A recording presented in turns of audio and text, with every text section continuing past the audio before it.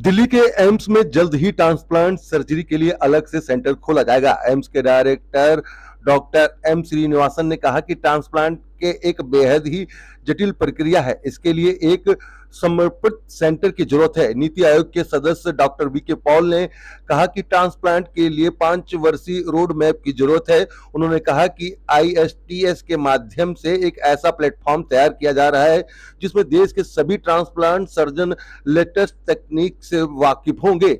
AIIMS में surgery विभाग के प्रमुख डॉक्टर वी के बंसल ने कहा कि ट्रांसप्लांट सर्जरी एक बड़ा क्षेत्र है। ऐसे में आने वाले समय में कई तरह के एक्सपर्ट ट्रांसप्लांट सर्जन की जरूरत है। ऐसे में इस तरह के सोसाइटी की काफी जरूरत है यहाँ पर सर्जरी की जा सके।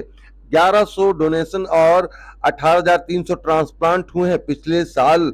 और पिछले साल जिस तरीके से आपको बता दें कि 15,000 के लगभग हुआ था। नोट के तरीके से आपको बता दें कि नेशनल ऑर्गन ट्रांसप्लांट के डॉक्टर अनिल कुमार ने कहा कि जितना यूरोप अमेरिका में चार्ज है उसका 10वां भाग ही भारत में खर्च है के लिहाज से है। ऐसे में कई बार मेडिकल वीजा, डोनर और रिप्रेजेंटेटिव के लिए जरूरी पड़ता है और जिसके लिए इस तरीके की जरूरी चीजें जो हैं वो होना बेहद जरूरी है। जिस तरीके से आज की डेट में स्वास्थ्य को लेकर सरकार जो है आगे कार्य कर रही है और इसी को लेकर यहाँ पर देखिए जो एम्स में ये पूरा जो कार्यक्रम है वो रखा गया और यहाँ पर अपनी बातों को रखा गया डॉक्टरों के द्वारा कि किस तरीके से जो ट्रांसप्लांट जो है जो एक नया प्लेटफॉर्म जो है वो कैसे शुरू होगा एम्स में, उसी को लेकर चर्चा करी गई। और डॉक्टर ने क्या कहा वो हम आपको सुनाते हैं क्योंकि यहाँ पर जो एम्स के डॉक्टर हैं उन्होंने अपनी बात रखी। वहीं डॉक्टर बी के बंसल हैं उन्होंने क्या कहा और डॉक्टर संजीव गुलेरिया ने क्या कहा वो हम आपको सुनाते हैं। Ayushman Bharat scheme, the Poshan Nutrition Scheme of the Government of India, and many other health initiatives which you have seen taken by the Government of India, or all his brainchild. And I welcome you, sir, to this meeting, and thank you for accepting our Noto, who very kindly consented to be the part of this inaugural function at the last minute. And I am very thankful to you for taking your time for joining us in this function. We need your help and blessings for making this society more vibrant, more organized. इस press conference का महत्व सिर्फ ये है कि लोगों को बताना कि एक सोसाइटी नई बनी है जिसका नाम है Indian society of transplant surgeons.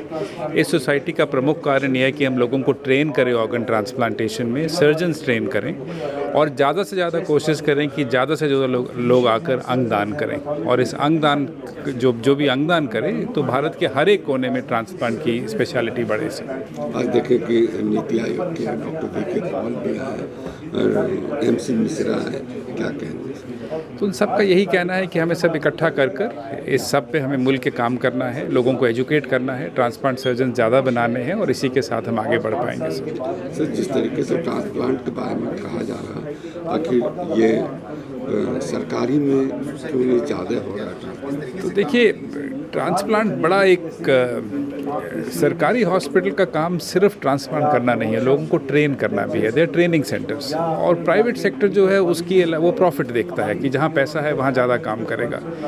दूसरी बात यह है कि प्राइवेट सेक्टर में कॉर्पोरेट ड्रिवन है कि भाई इसमें पैसा हमें ज़्यादा मिलेगा, मुनाफा ज़्यादा। और ट्रांसप्लांट इंटेंसिव स्पेशलिटी है, there is good profit for corporate sector. तो कॉर्पोरेट सेक्टर ऑब्वियसली उसको ज़्यादा पुश करता है, इसीलिए कॉर्पोरेट सेक्टर में बहुत ज़्यादा ट्रांसप्लांट है। ये एक नई सोसाइटी बनाई है हमने, Indian society for transplant surgeons, जो कि सारे transplant, kidney, liver, pancreas, heart, lung, सारे ट्रांसप्लांट सर्जन्स इसमें रहेंगे। इसका मेन पर्पस इस सोसाइटी का ये है कि हम इंडिया में जो ट्रांसप्लांट प्रोग्राम है उसको कैसे आगे बढ़ाया जाए। इस टाइम पे जैसे आपने सुना होगा सुबह के भाषण में कि इंडिया में जो गवर्नमेंट सेक्टर में जो ट्रांसप्लांट हैं वो बहुत कम हो रहे हैं। सिर्फ 70 मेडिकल इंस्टीट्यूशंस हैं जिसमें ट्रांसप्लांट का कुछ फैसिलिटीज़ हैं। उन 70 में से भी मे बी 20-25 में ही एक्टिवली ट्रांसप्लांट हो रहे हैं। तो इस नंबर को बढ़ा के हम कैसे ये जो 70 ट्रांसप्लांट सेंटर्स हैं उसको कैसे हम बढ़ा के 200 ट्रांसप्लांट करें, कैसे इसको प्राइवेट में और ट्रांसप्लांट को बढ़ाया जाए, कैसे और ट्रांसप्लांट सर्जन्स ट्रेन किए जाए, वही सोसाइटी का मेन पर्पस है। ऐसा डॉक्टर कहाँ कहाँ के शामिल होंगे इस सोसाइटी में? सर, जिस तरीके से ट्रांसप्लांट बड़ा एक सरकारी हॉस्पिटल का काम सिर्फ ट्रांसप्लांट करना नहीं है, लोगों को ट्रेन करना भी है। इस सोसाइटी में सब तरह के ट्रांसप्लांट सर्जन, चाहे वो प्राइवेट सेक्टर में है, चाहे वो गवर्नमेंट सेक्टर में है, चाहे वो लिवर ट्रांसप्लांट कर रहे हैं, चाहे किडनी ट्रांसप्लांट कर रहे हैं, पूरे भारत से, बिल्कुल पूरे भारत से, सब जगह से। सोसाइटी बिल्ड की गई है, आने वाले समय में कितना ट्रांसप्लांट बढ़ने वाला है, कोई ऐसा? हमारी कोशिश है, जैसे 18,000 अभी हो रहे हैं किडनी ट्रांसप्लांट, 4,000 लिवर ट्रांसप्लांट हो रहे हैं। अगर अगले 5 साल में हम इस नंबर को डबल भी कर पाएँ तो भी शायद कुछ कंट्रीब्यूशन होगी। सर, प्राइवेट में ट्रांसप्लांट सबसे ज़्यादा होते हैं, बाकी सरकारी में क्यों कम? क्या कारण क्या? सरकारी में कम होने के 2-3 कारण हैं। एक तो बहुत सारे मेडिकल कॉलेजेस में ट्रांसप्लांट की फैसिलिटी अभी नहीं अवेलेबल है।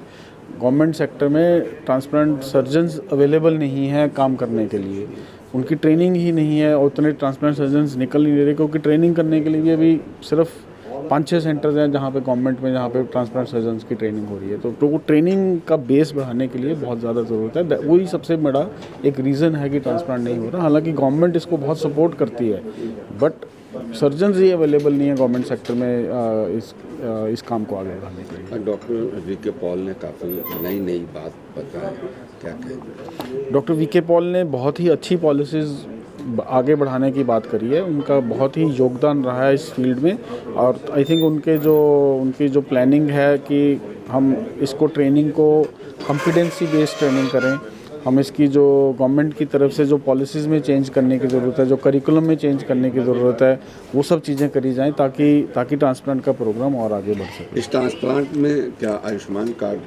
रहेगा? आयुष्मान कार्ड बिल्कुल अभी भी वैलिड है ट्रांसप्लांट में।